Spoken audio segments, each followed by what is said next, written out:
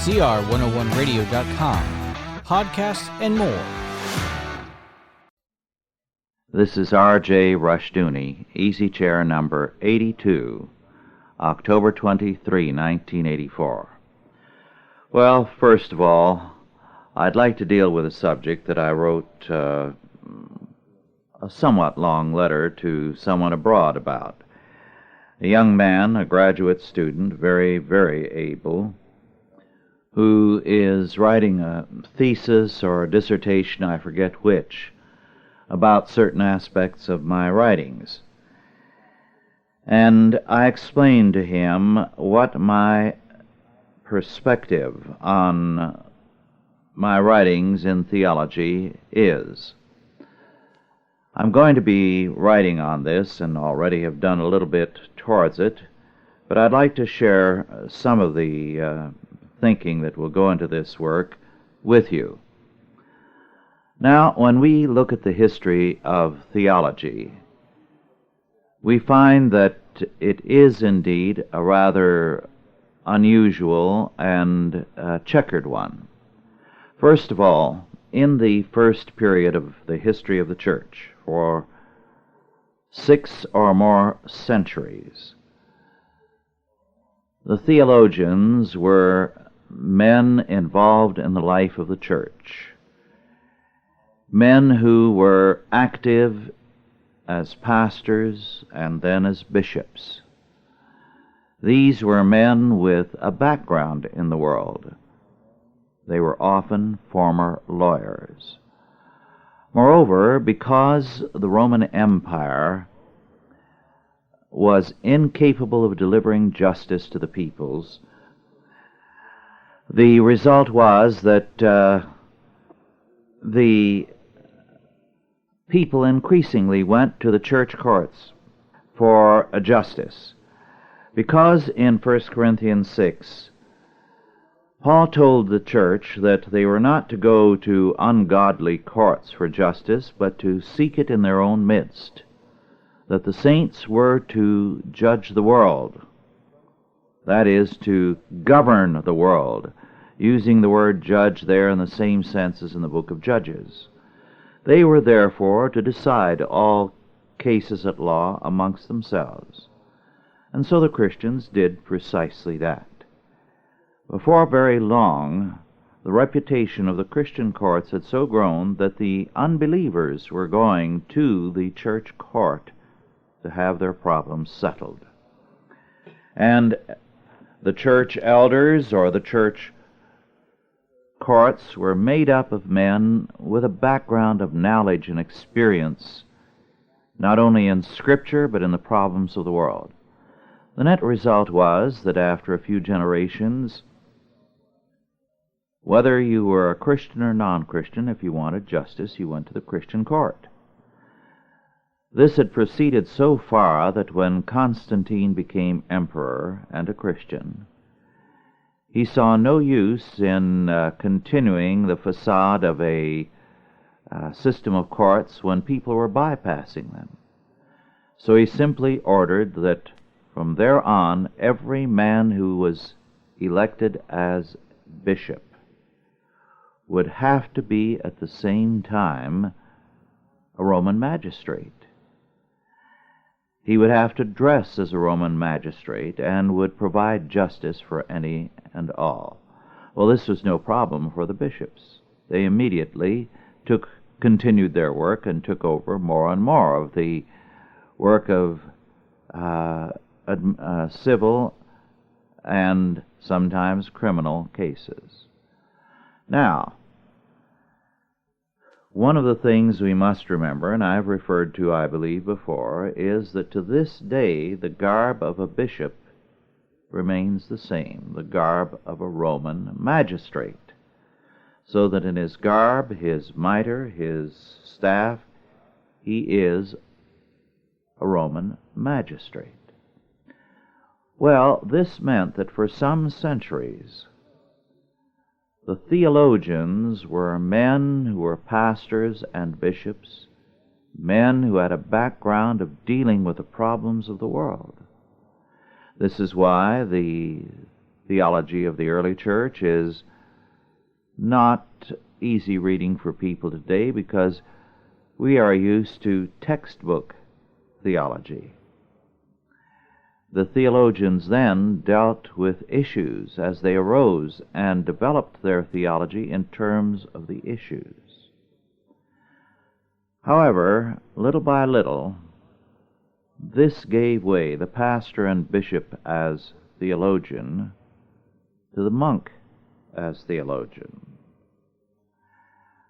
Now, the monks were the builders of Europe, but what happened was that it was a particular type of monk that developed as the theologian, the monk who gradually became the teacher, the university scholar, so that while for some centuries, a great many centuries, the monk was the theologian, he was at the same time the university professor, and he was removed from the work of the parish church.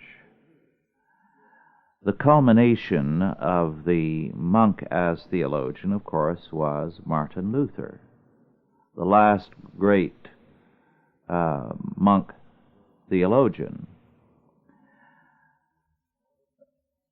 Now, the earlier pattern of the pastor, bishop as theologian then shifted to a new arena, the Reformed churches, and almost exclusively there. Briefly, you had this pattern in the Church of England, but very briefly. But Calvin, of course, replaced the bishop in Geneva and continued to function as the teacher, as well as the one who was the troubleshooter, dealing with various moral, civil, and criminal problems in the church courts. This, of course, did not suit the Council of Geneva. They did not get rid of one incompetent bishop to get a very highly competent one. Incidentally, the so-called strict blue laws of Geneva were simply those that had existed as a part of the old order. The difference was that now they were administered. However, what happened across the boards in most of Europe was that the theologian was now the university professor. As I said, the exception was the Reformed tradition, and then the United States until about the 1830s. With the academic orientation of theology, sound doctrine was further isolated from the people in the church. Teaching became a very popular, pietistic kind of thing. Now, this had happened previously. In fact, it was this type of thing that led to the crisis of the medieval church. Theology had become so far removed from the parish church that the average person in the late Middle Ages was listening to wandering friars who were preaching, some of them very good and some very bad, listening to any person who came along and was ready to preach and teach on a popular level, and very often a very poor level. This type of thing continued with the Reformation and the Anabaptist movement, which had deep medieval roots. The Anabaptists were hostile to the educated leadership that the Anglican, the Lutheran, the Reformed, and the Catholic churches provided. They wanted something on their level. This, as I said, was a continuation of the medieval motif. Well, what has happened, of course, is that today theology is the province of theologians who are teachers in seminaries. It is academic. It is unrelated to the problems of the world. It is unrelated to the needs of the people in the pew. Now, when I began to write, I received a letter from a very fine professor of theology, a very kindly and gracious man, by the way, telling me in a kindly way that my whole approach was wrong, and that the error of my ways had culminated in institutes of biblical law. This error, he said, was that I was writing for the Christian community when I should be writing to theologians, to scholars. Then, he said, we can enter into a dialogue, and there can be a scholarly exchange of ideas. The whole point of his letter was that the world of theology should be limited to scholars, that writing should be for scholars, with an exchange back and forth endlessly, and that it was a mistake to try to speak to the people. Well, of course, this is the disease that has infected the church, Catholic and Protestant. Theology is separated from the people, and the average pastor today does not attempt to go deeply into the matters of faith and life, the matters of a doctrinal perspective on all things. The net result is that the life of the church is a life of great poverty. Now, I believe this is changing. I hope I have been instrumental in this change. But I believe that theology must relate itself to the problems of our time and to the problems of people who are sitting in the pew, to the problems of people who are working, who are in politics, economics, agriculture, every area of life and thought. The idea that sparked the Reformation, and which had roots in the late medieval era, was that both the Word of God and the preaching of the church should speak to the needs of the plowboy and move him to action. We've lost this. And I believe that the seminaries and Christian colleges of our time have become a curse. Go to any seminary across the country, and the favored students are always the ones who are going to teach. Perhaps there is a seminary somewhere that is different. But all the ones I know, the favored students are the ones who are planning to go into teaching, so that these seminaries exist to reproduce seminary professors. Secondarily, and rather reluctantly, they train pastors. There will be a separate department for practical theology, as though anything that is practical is inferior. And the professor of practical theology will not be a scholar. He'll be somebody that they have called to the seminary from the pastorate, whom they feel would be the least objectionable person to add to the faculty. Now, this is the problem in our time. The theologian is an elitist. And this is what I, to put it bluntly, despise about theologians. They're always going into esoteric thinking. They're indulging in speculative theology. esoteric theology, symbolic theology, everything to make theology and the Bible less accessible to the people. The faith becomes an elitist thing, and this is contemptible. I think God will judge all such people. The faith is not the monopoly of a small element.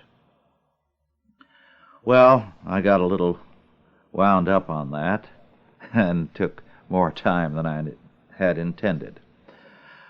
Now to go on to another subject. A recent book published this year, 1984, by Regnery Gateway in Chicago, by Harold M. Voth, V-O-T-H, M.D., Families, The Future of America, is not a remarkable book, but has some good things to say. Let me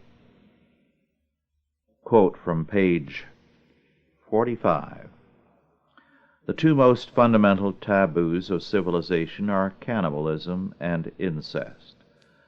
The reasons should be obvious to every thinking person.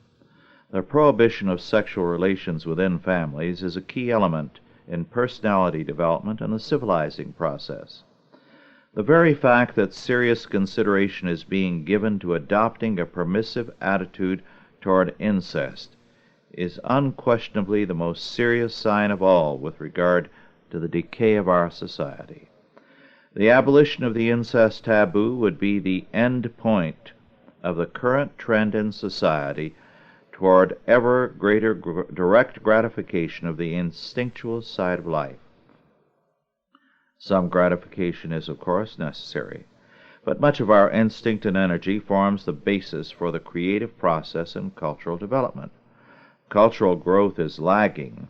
The quest for excellence is disappearing, predictably, as the instincts and the senses are ever more directly gratified through drugs, freewheeling sexual styles, pornography, and near-pornographic movies, plays, and publications, homosexuality, child prostitution, an overall decline in morality, and now possibly, God forbid, incest itself. Viewing any of these developments in isolation fails to reveal the big picture. The tendency is to brush off swinging sexual styles as a passing fad, or the normalization of homosexuality as a transient event which will in time pass away, or pornography is harmless if you do not let your child get hooked, or the reevaluation of incest as the workings of the misguided mind of a kook, etc. By lumping all these moral developments together, by backing off and viewing them from a distance, and by looking into the psychopathology and the personalities of those who embrace the developments, in particular their champions, then you begin to really see and understand the extent of our disintegration. Some brush all this aside and claim that the next generation will clear all this up, assuming with this claim that wisdom and emotional health automatically appear with each new generation. They do not. Unquote. Well, that's a very important point, and it can be noted that one of the things that we see today on the part of anthropologists is an increasing tolerance of cannibalism, as though this is a part of a culture that we have no business bothering ourselves with. Let them live this way. It's their lifestyle. Well, on to another point. I was very much struck by something recently, and I think it's a phenomenon we see today. When we look back at Lenin and Trotsky, we think of them as Marxists who were working within the old Russia before the revolution as avowed Marxists.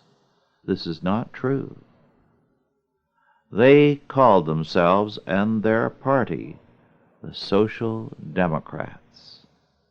The Social Democrats. They were going under a name that would bring favor to themselves, and as a result were not honest.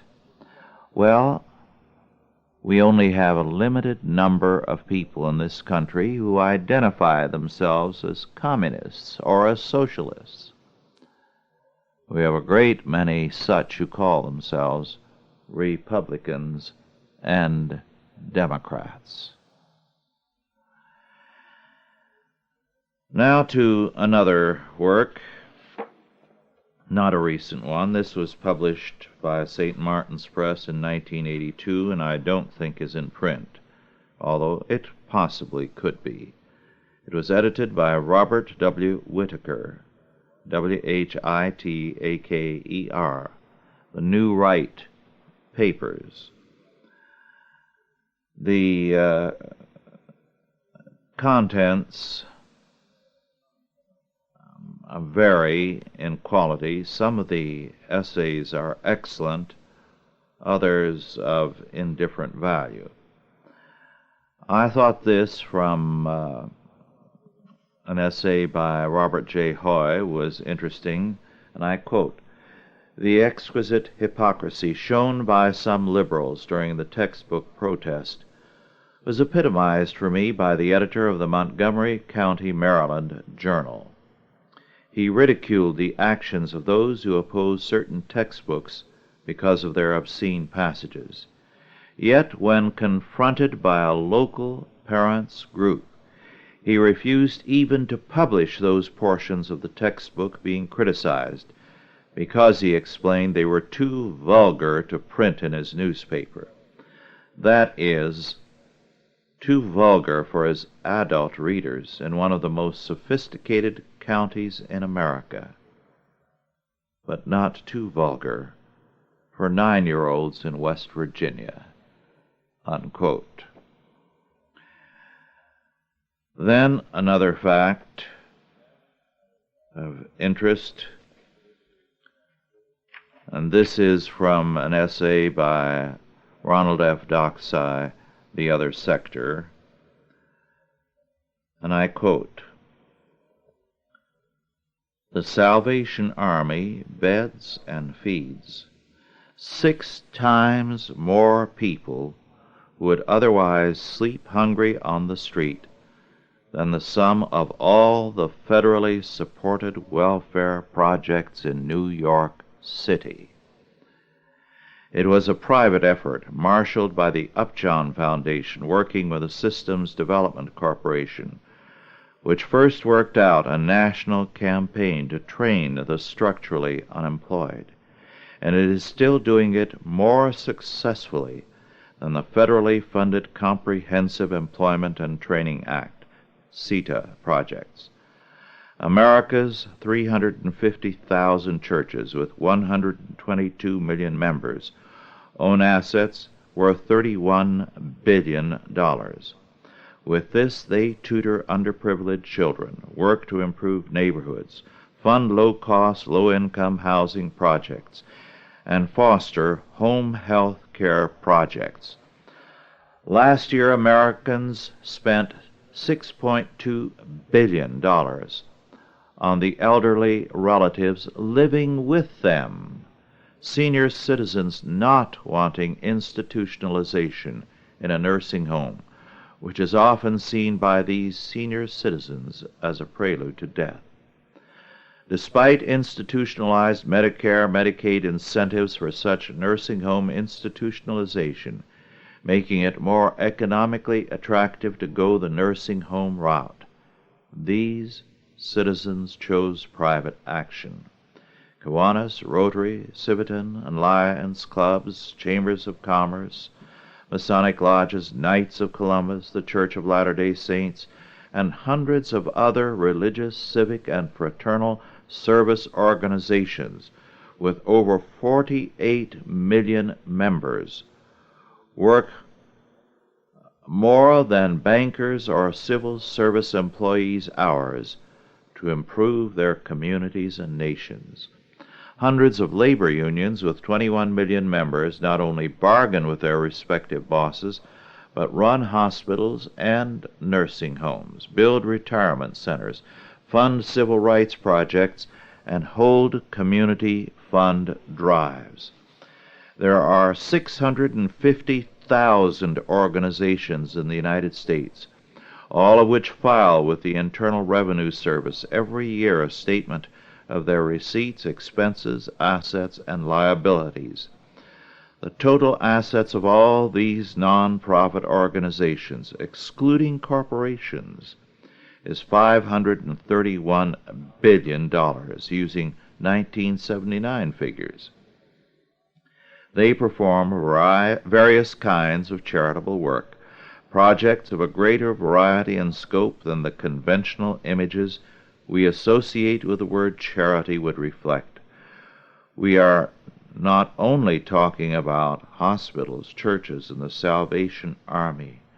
We are talking about country clubs, agricultural marketing cooperatives, professional advancement organizations, trade associations, and the multiplicity of other 501c3 organizations which provide benefits not only for their members, but for the community at large." Unquote. Now, given that fact, we still see the federal government going after these 501c3 organizations, the tax-exempt organizations, as though they represented some kind of evil. We need to recognize that the private sector, or let us call it the public sector as against the statist sector, is doing far more than the federal government to alleviate conditions of human need. And if the federal government would get off the backs of the people, more could be done. But taxation drains away more and more of the funds that would otherwise be going to these groups. Well, from the same author's chapter, I'd like to quote something about his experiences in the Soviet Union. I quote, "On a U.S. Commission trip to the Soviet Union 5 years ago, I inadvertently bumped into a warehouse in the southern Siberian city of Alma-Ata. The warehouse had an unlocked door, my use of which brought me into a shining, plastic-coated cavern, extending for as far as my contact-lensed eyes could see. I looked at the artificially colored purple, orange, and green cylindrical columns for some minutes before I could make out what it was I had come upon. It was later explained to me by a Romanian economist, whom I found to be less Marxist than cynical in his predisposition, that I had come upon hula hoops, thousands, perhaps millions, of perfectly stacked hula hoops. Somewhere, in whatever the Soviets call their ministry to determine the current flavor of consumer tastes, some alert microeconomic analyzer read about the hula hoop craze in the West. He or she read in a back issue of Time or Life magazine that every third American was buying a wooden, plastic-coated, 3-foot diameter hoop with which one played homegrown varieties of hoochie-coochie. Those of us who live in America at the time can remember the craze, which must have lasted as long as 6 months in the middle 1950s before it petered out, and which has never been since heard from.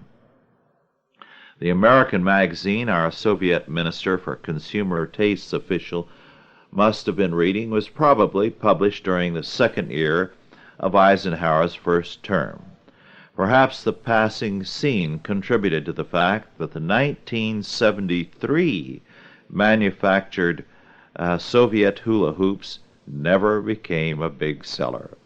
It might also suggest why the 1980 Soviet-made Zills, purported to be the Mercedes-Benz of the Volga, looked like a 1952 Chevrolet.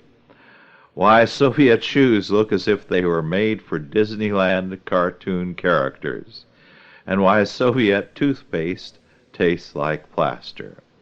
This is not meant to be an exercise in cruelty, but to provide less than subtle examples of why Soviet 5-year plans or the less obvious westernized forms of centralized planning are grossly inefficient means of gauging what it is people really want to buy. Well, maybe in another century the hula hoop craze will come back, and the Soviet Union, if it is still here, which is not likely, will cash in big. Now to a very important book by Herbert I. London. Why Are They Lying to Our Children? Published at 1595 by Stein and Day in New York City. It's a book about what our schools are teaching. And the essence of it is that we have no future, that the world is going to end very soon in a nuclear disaster or pollution. And the result is that students are made to feel guilty because if they live in affluence, think of how others are living. Well, the guilt is very real. The author, Dr. London, cites from Kenneth Keniston's Young Radicals a student who was quoted as saying, "You don't know what hell is like till you've lived in Scarsdale." Since most people in America aspire to that hell, you've got to wonder what guilt this young man must feel to inspire that statement. Although this exact quote isn't found in other textbooks, the general sentiment is. Now, we have created such a situation that he says one of his daughters came home. Well, let me read. One evening, more than a year ago, I came home from the university, he's a professor, to find my elder daughter, then 13, with tears streaming down her cheeks. Since this wasn't the first time I had encountered such a scene, my immediate reaction was to attribute this emotional outburst to a problem with her friends. Problems with friends like mood swings are not unusual for budding adolescents. This time, however, was different. When I gently inquired why she was crying, Stacy said, "Because I don't have a future." Well, he proceeded to tell his daughter that was nonsense, but then to continue to counter my assurances. Stacy produced a mimeographed sheet, suggesting that a dismal future or none at all is what awaits her. It detailed in vivid language the horrors of the next 25 years. Worldwide famine, overpopulation, between 8 billion and 10 billion people across the globe, air pollution so bad everyone will wear gas masks, befouled rivers and streams that will mandate cleaning tablets in our drinking water, a greenhouse effect that will account for the melting of the polar ice caps, and worldwide devastation of coastal cities, and an epidemic of cancer brought on by damage to the ozone layer. At no point did the author of those claims mention probability, nor did words such as might or unlikely find their way into the text. It was, by any standard, a litany of doom, and my daughter was certainly justified in grieving. The only problem, of course, is that the sheet's claims were misguided and misleading, unquote. Well, the book goes through grade school and university textbooks to show that this is the kind of thinking that marks education today. That what these men have worked to do is to create an adversary culture. They are hostile to everything. But their hostility is essentially to man and to God. For example, he quotes one of these intellectual spokesmen, Dr. Bernard Dixon, expressed the extreme view that the environment must remain unchanged. In an article in New Scientist, he argues, some of us, who might happily bid farewell to a virulent virus or bacterium, might well have qualms about eradicating forever a higher animal, whether rat or bird or flea, that passes on such microbes to man, where, moving up the size and nastiness scale, smallpox virus, typhoid fever, bacilli, malarial parasites, schistosomiasis worms, I got over that, locusts, rats. Does conservation become important? There is, in fact, no logical line that can be drawn. Every one of the arguments adduced by conservationists applies to the world of vermin and pathogenic microbes just as they apply to whales, gentians, and flamingos. Even the tiniest and most virulent virus qualifies. If I may interrupt for a moment, this is an argument that's becoming increasingly common, that man has no right to tamper with anything in the environment. So don't you go trying to cure your cold. You're going to murder all those cold viruses or germs or whatever they are. To continue with Dr. London, this argument suggests that every creation, every microbe on God's earth has some purpose, sometimes hidden to us, that cannot be disturbed without significant harm to the future of the globe. Any technological change, however minor, is believed to modify the relationship of man to his environment, and as a consequence uproot the essential balance in nature. If Prometheus is unbound, Dr. Dixon would have pinned and tethered, unquote.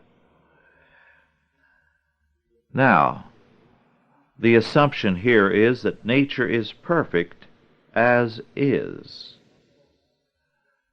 not fallen, and therefore we dare not tamper with nature. And Dr. London asks, it seems to me worth asking why, if God wanted the world unchanged, did he give people the power to think? These people, he says, talk about us being a part of the world and living in harmony with nature, which means never attacking any virus or any bug. So Jonas Salk is an enemy of nature for finding a cure for polio. We have, he says, a book by C.D. Stone, scholar and lawyer, entitled Should Trees Have Standing?, which presents the case for the legal rights of forests, so that trees should have as much standing in court as a person. So if you go out and chop a tree, you can be indicted, I assume, for murder. To see no difference, says Dr. London, between man and natural conditions is absurd, and he says ultimately immoral. Moreover, he goes into the nonsense about the world population doubling nearly every 35 years, which is nonsense. And how so much of the talk about overpopulation is ridiculous. Moreover, these people keep repeating statements which they put into textbooks without any evidence, or if they supply evidence, it is manufactured. Such statements as, every night about 2/3 of the world's people go to bed hungry. And he says this is not accurate. Moreover, since India and China, he says, account for about half of the world's population, they're important in any reckoning of 2/3 of the world's population. But as he points out, food production in virtually every poor country is great enough to provide an adequate diet for everyone. So that if there are problems, they are state-created problems, not overpopulation, not the fact that the land is no longer capable of producing enough to keep things going. He does go into Paul Ehrlich's nonsense to expose it, and he calls attention, as more than a few able scholars have done, to the fact that there is actually an increase in resources, because the whole earth is an almost inexhaustible bundle of resources. And our ability to go deeper and get these resources is only increasing. He cites some of the extravagant kinds of statements about the environment and damage to the environment, which he says range from intemperate to hysterical. And he calls attention to the absurdity of these statements. I think, however, the key factor in this book comes out in a statement he quotes from Stuart Brand, creator of the Whole Earth Catalog, who made this statement in Next magazine.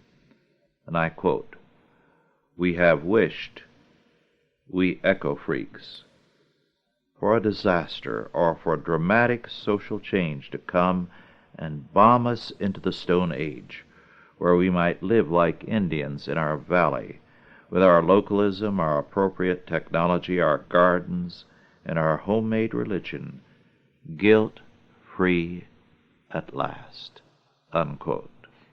And that's the key. That's the key. When men do not find their atonement in Christ, as I have written, and I will have something at great length published on it hopefully by the end of next year, when they do not have their atonement in Christ, they're going to seek self-atonement. And this leads to sadomasochistic activity, punishing other people and punishing themselves. They do need atonement. And man-made forms of atonement are deadly. And Stuart Brand says we can only be guilt-free when we have created the world disaster.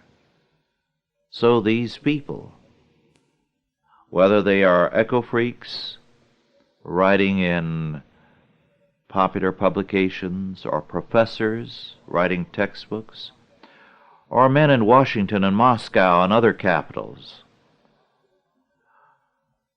if they do not have atonement through Christ, they are going to seek atonement for themselves and for others through sadomasochistic activities.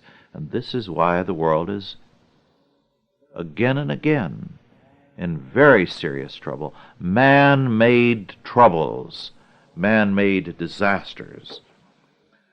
So that this is what we need to concern ourselves with. If we want to turn things around, the problem is man. Man and his relationship to Christ.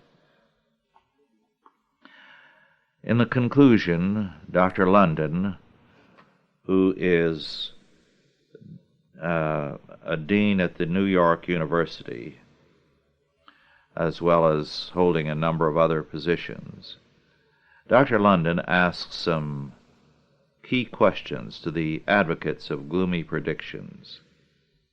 And I quote, "If environmental damage is so significant in the cause of many diseases, why have life expectancy rates been steadily increasing? If the world is divided into rich and poor states, and if the gap between them continues to widen, how can you explain the emergence of a middle class in much of the so-called Third World? If we are running out of materials, why, with few exceptions, has the price of minerals decreased when demand for them is high? If our environment is so badly polluted, how do you account for the reduction in hydrocarbons and carbon monoxide in the atmosphere?" The answers to these questions reveal that things are not entirely as bleak as we have been led to believe. Clearly, an advocate will try to evade the issue by discussing the potential for catastrophe. But catastrophe always is possible. The point is whether it is probable. Teachers have an obligation to be fair, even when they cannot always be objective. Fairness in this context means providing as much reliable information as possible and avoiding the zealous pursuit of only one point of view. This brings me to an absurd but nonetheless revealing example of what several teachers in a southern state considered fairness. In a discussion about demography, I illustrated the exaggerated predictions about population based on projections in 1965. The projections were made by Paul Ehrlich, and the corrections were made by the United States population statisticians in 1982. After I had completed my remarks, one teacher raised his hand and said, "In this school system we believe in fairness. If you're going to present the UN statistics, then you should also present Paul Ehrlich." I thought that this fellow must also teach the earth is flat to be fair to the proponent that it is round. One isn't being fair to students by balancing an accurate statement with an inaccurate one. Unquote. An excellent book, Why Are They Lying to Our Children, by Herbert I. London, published this year at $15.95 by Stein and Day. Now to another work, this time by Joseph Turba, The American Retreat, the Reagan Foreign and Defense Policy, published by Regnery Gateway in Chicago, 1895. This is an excellent analysis of the problems we face in our foreign policy. As Dr. Turba points out, we saw a tremendous retreat in our capacity to defend ourselves and in the conduct of our foreign policy under Carter. Then, he says, Reagan came along with an excellent statement of the problem and excellent proposals for its solution. But, he says, unfortunately, the conduct of the Reagan administration has not been that different from the conduct of the Carter administration. In key areas, it has been weak, so that we have continued the retreat, perhaps on a modified scale as compared to what was the case before. But all the same, the retreat continues. One of the comments frequently made about the forthcoming election is that because we have 3 or 4 justices, possibly even 5, who are old and may be retiring or dying before the next election in 1986, or 88, excuse me. It is important that our next president be someone who will appoint the right man. Now, I hold no brief for Carter, or for Mondale, his vice president, or for Mondale's candidacy. But when we look at the court, the Republican Party does not look too good. All but 2 of the current justices were named by Republicans. By Eisenhower, who named 1, Nixon named 3, and Ford named 1, and Reagan 1. Johnson named 1, Thurgood Marshall, and Kennedy another, Byron White. There isn't that much difference between them. And unfortunately, all the presidents have gone basically to the same group of lawyers for their recommendations as to who should be appointed. Thus, while I am definitely not for Mondale, and I do believe Mondale might make a somewhat worse appointment, we have not seen the Republicans to date make any dramatic change in the nature of the court. Republican nominations have been uniformly poor. The best you can say for their 1 or 2 of their nominees is that they were mildly conservative liberals, not extreme liberals. Well, now to another item from the Daily News Digest for October the 10th, 1984. Nicaragua dictator Ortega met with 160 show people in California. Actors included Elizabeth Montgomery, Mike Farrell, Charles Hayde, Bonnie Franklin, and others. A $125 person reception on the 8th, sponsored by the Hollywood-based Committee of Concern, after which Ortega then flew to Harvard for a speech where he was cheered by 2,300 people. Then, from the October 1984 commentary, there is an excellent article, Why the Schools May Not Improve, by Joseph Adelson.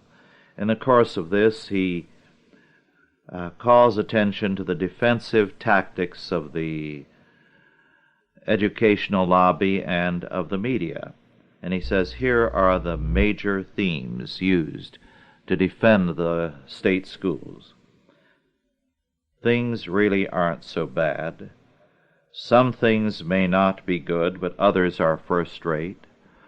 Those who criticize the school do so out of base motives. Perhaps things were bad at one time, but that was long ago. And finally, and above all, those who criticize the schools have a political end in mind. They are trying to turn back the clock. It's an excellent article, and I commend it to you.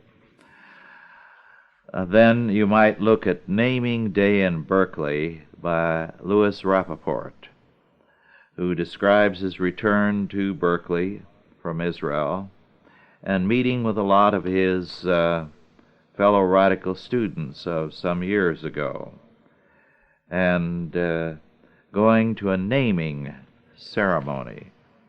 And I think this very clearly shows the absurdity of liberal religion in every group today. Catholic, Protestant, Jewish, you name it. They had a post-reform rabbi who was present, and because these were non-religious Jews who had no desire to have any connection with Judaism, and yet wanted to be able to call themselves some kind of new Jew, this rabbi said things like, "You are the tradition," to them. Well, in the case of this naming ceremony, the wife, one of the major figures in the campus movement of a few years back, wanted her child to be left as is, no circumcision.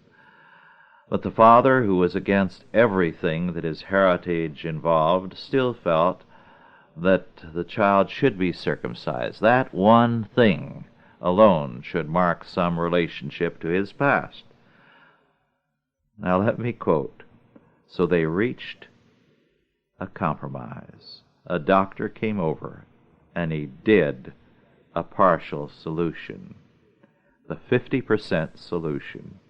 I didn't feel I'd be breaking a law of God if I didn't have my son circumcised, Jeff snickered.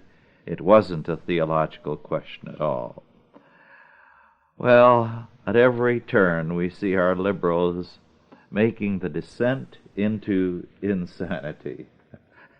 It's a good place for them. Our time is about up, and I've enjoyed this session with you, and I'm looking forward to our next session in a couple of weeks. Thank you for listening, and God bless you.